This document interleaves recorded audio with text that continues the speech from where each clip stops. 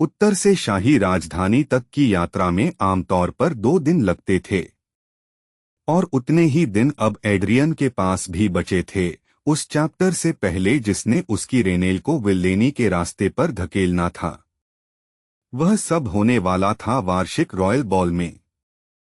अगर वह एक दिन भी देर से निकलता तो पूरा घटनाक्रम उसके हाथ से निकल जाता। यही वजह थी कि आर्डेंट मैंशन लौटते ही उसने उसी दिन रवाना होने का फैसला कर लिया। क्या आप जाने से पहले थोड़ा आराम नहीं करना चाहेंगे? कोच ने पूछा। वह 20-22 साल का लगता था, भारी फर कोट पहने हुए, और उसकी नजर बार बार एड्रियन के गाल पर पड़े उस कट पर जा रही थी जो अभी पूरी तरह भरा नहीं था। उसकी नजर महसूस करते ही एड्रियन ने उंगली अपने गाल पर फेरी। काली शैडो उसकी त्वचा पर ऐसे लिपटी जैसे धुआं हो। जैसे ही वह घाव के ऊपर से गुजरी, कट गायब हो गया, मानो वहां कभी था ही नहीं। वह कोई प्रॉपर हीलिंग टेक्निक नहीं थी। सही कहें तो वह एक कंसीलमेंट टेक्निक थी। घाव अभी भी वहीं था, बस छिपा दिया गया था। लेकिन इस शैडो लेयर का एक फायदा और था, वह उसकी माना को सीधे उसी जगह खींच रही थी जिससे घाव थोड़ा तेज भरने वाला था। मैं ठीक हूं, एड्रियन ने शांत स्वर में कहा। जितनी जल्दी निकलूंगा उतनी जल्दी अपनी लेडी के पास पहुंचूंगा। कोचमैन एक पल के लिए चौंक गया था। उसकी नजर में तो ऐसा लगा जैसे बच्चे ने बस उंगली फेरकर घाव मिटा दिया हो। लेकिन उसने खुद को संभाला, सिर हिलाया और केरज का दरवाजा खोल दिया। समझ गया, उसने कहा। एड्रियन शांत भाव से भीतर चढ़ गया। जैसे ही वह बैठा, कोचमैन ने दरवाजा बंद किया और आगे जाकर ड्राइवर्स सीट पर बैठ गया। फिर उसने उन बड़ी रेन्स को पकड़ा जो केरज खींचने वाले विशाल फ्रोस्ट वुल्व्स की गर्दनों से बंधी थीं। हाँ, वही बीस्ट्स जिनसे एड्रियन पहले लड़ चुका था। अब वे पालतू बनाए जा चुके थे और केरज खींचने के काम आते थे। कोचमैन ने हल्का सा इशारा किया और वे बीस्ट्स तुरंत चल पड़े। आर्डेंट एस्टेट के गेट्स, फिर नॉर्थ के मुख्य द्वार पार करते हुए केरज आगे बढ़ती चली गई। एड्रियन खिड़की के पास टिककर बाहर का दृश्य देखता रहा। उसके चेहरे पर कोई भाव नहीं था। उत्तर के लोग 4 महान नोबल फैमिलीज की जमीनों में रहने वालों की तुलना में अपेक्षाकृत ज्यादा संतुष्ट थे। हाँ, यहाँ भूख थी, अपराध भी थे, लेकिन सब कुछ नियंत्रण में रखा जाता था। और ऐसा कोई नहीं था जो बोरियास आर्डेंट से नफरत करने की कोई ठोस वजह बता सके। लेकिन यह सब बदल जाने वाला था, कम से कम मूल कहानी में।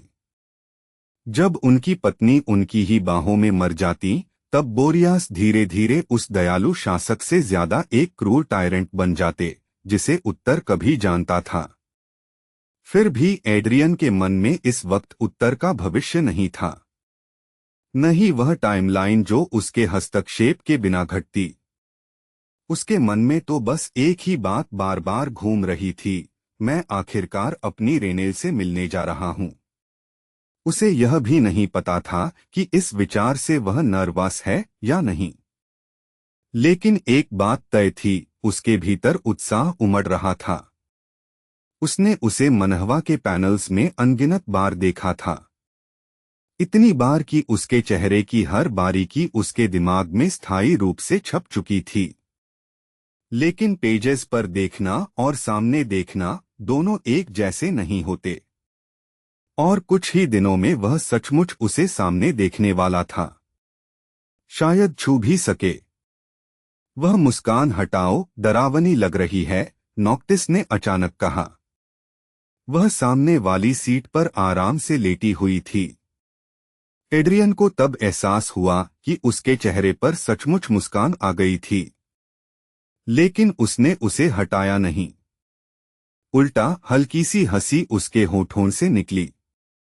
फिर उसने खिड़की की ओर देखते हुए लगभग खोए हुए स्वर में कहा, मुझे आश्चर्य है। उसकी खुशबू कैसी होगी। बर्फ से ढके मैदान केरज के बाहर तेजी से गुजरते रहे और एड्रियन भीतर बैठा उस जवाब का इंतजार करने लगा जिसे वह बहुत जल्द खुद जान लेना चाहता था। 2 दिन बाद कोचमैन, जिसने अपना नाम फीलिक्स बताया था, अब पूरी तरह ब्लैंक एक्सप्रेशन के साथ रेन्स हल्के से खींच रहा था। वजह? वह मॉन्स्टर जो केरज के अंदर बैठा था, यंग लेडी का बटलर। सफर के शुरुआती कुछ घंटे बिल्कुल सामान्य रहे थे। फ्रोस्ट वुल्व्स इतने थे कि रास्ते में आने वाले ज्यादातर बीस्ट्स खुद ही दूर हट जाते। फीलिक्स को चिंता करने की कोई खास वजह नहीं थी, लेकिन फिर बीस्ट्स अचानक रुक गए और आगे बढ़ने से साफ इनकार कर दिया। पहले तो फीलिक्स को लगा सामने कुछ नहीं है। सड़क के किनारे बस बर्फ का ढेर सा पड़ा हुआ था, लेकिन अगले ही पल वह ढेर हिला और फिर सीधा खड़ा हो गया। वह किसी डियर जैसा दिखता था, लेकिन सिर्फ तब तक जब तक उसके आकार को न देखा जाए। उसका फर पूरी तरह सफेद था, जो उत्तर के बीस्ट्स के लिए अजीब नहीं था। असली अस्वाभाविक चीज उसके सींग थे, क्रिस्टल जैसे, मुड़े हुए, लगभग राम के सींगों की तरह। उसकी चमकती सफेद आंखें सीधी फीलिक्स पर टिक गईं और उसने तो सांस लेना तक बंद कर दिया। फ्रोस्ट वुल्व्स नीचे सुर में गुर्राने लगे।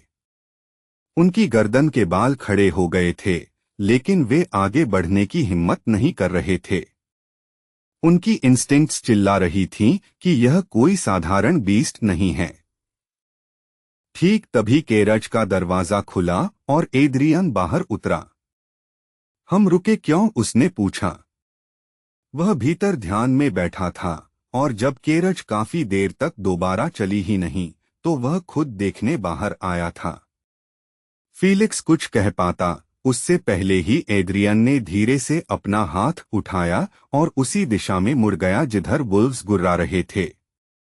फीलिक्स की आंखें चौड़ी हो गईं जब उसने भी उसी दिशा में देखा। डियर बीस्ट बिजली की तेजी से दूरी मिटाकर आगे बढ़ चुकी थी, लेकिन ठीक फ्रोस्ट वुल्व्स तक पहुंचने से पहले उसका शरीर अचानक थम गया। नहीं, जम नहीं गया था। वह रुकी हुई थी, अपनी ही शैडो से बंधी हुई। एड्रियन ने सपाट स्वर में कहा, मुझे जितनी जल्दी हो सके अपनी रेनेल के पास पहुंचना है, इसलिए रास्ते में आने वाली किसी भी रुकावट की मैं सराहना नहीं करता। यह कहते ही एड्रियन ने अपनी मुट्ठी बंद कर ली। अगले ही पल शैडो उस डियर के पूरे शरीर पर लिपट गई और उसके दूसरे छोर से स्पाइक्स बाहर निकल आए। बीस्ट को आवाज निकालने तक का मौका नहीं मिला। उसकी जान उसी क्षण खत्म हो गई। फीलिक्स ने यह सब खुले मुंह और सुन्न दिमाग से देखा। उसके बाद एड्रियन बिल्कुल सामान्य भाव के साथ केरज में वापस चढ़ गया, दरवाजा बंद किया और मानो कुछ हुआ ही न हो, बैठकर इंतजार करने लगा कि सफर दोबारा शुरू हो। और यह कोई एक बार की बात नहीं थी।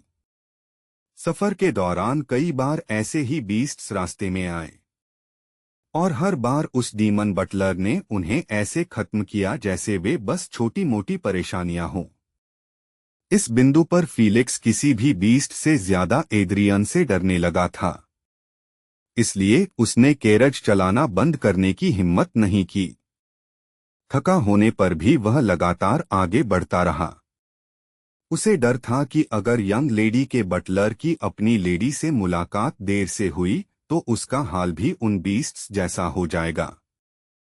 लेकिन अंततः वे राजधानी के गेट्स तक पहुंच गए।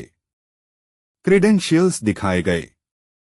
पहरेदारों ने उन्हें भीतर जाने दिया और उनमें से एक ने औपचारिक स्वर में कहा, रॉयल कैपिटल में आपका स्वागत है। इसके बाद एड्रियन और फीलिक्स दोनों को पैदल चलना पड़ा, क्योंकि बीस्ट्स, चाहे पालतू ही क्यों न हो, राजधानी के भीतर खुले घूमने की अनुमति नहीं थी। हाँ, अगर तुम ड्यूक या ग्रैंड ड्यूक हो तो नियम मुड़ भी सकते थे। या कहीं सीधे टूट जाते थे। फ्रोस्ट वुल्व्स को नॉर्दर्न गेट के पास बने बीस्ट स्टेबल्स में सौंप दिया गया और अब दोनों को राजधानी की भीड़भाड़ भरी सड़कों से होकर आगे बढ़ना था। उत्तर की बर्फीली धरती की तुलना में राजधानी काफी गर्म थी। यहाँ घर एक दूसरे के बहुत करीब बने थे। उनकी स्टोन वॉल्स चमकीले रंगों से रंगी हुई थीं। बालकॉनीज और विंडोज से बैनर्स लटक रहे थे। सड़कों के नीचे जीवन तेजी से बह रहा था। मर्चेंट स्टॉल्स भी उत्तर से अलग थीं और वहां बिकने वाला खाना तो और भी ज्यादा। जहां उत्तर, या यूं कहें पुराना एड्रियन, हॉट स्ट्यूज और प्रोटीन, बहुत सारा प्रोटीन खाने का आदी था, वहीं यहां मर्चेंट्स रंग-बिरंगे फ्रूट्स और वेजिटेबल्स बेच रहे थे। कुछ दुकानों में तो पेस्ट्रीज भी सजी हुई थीं।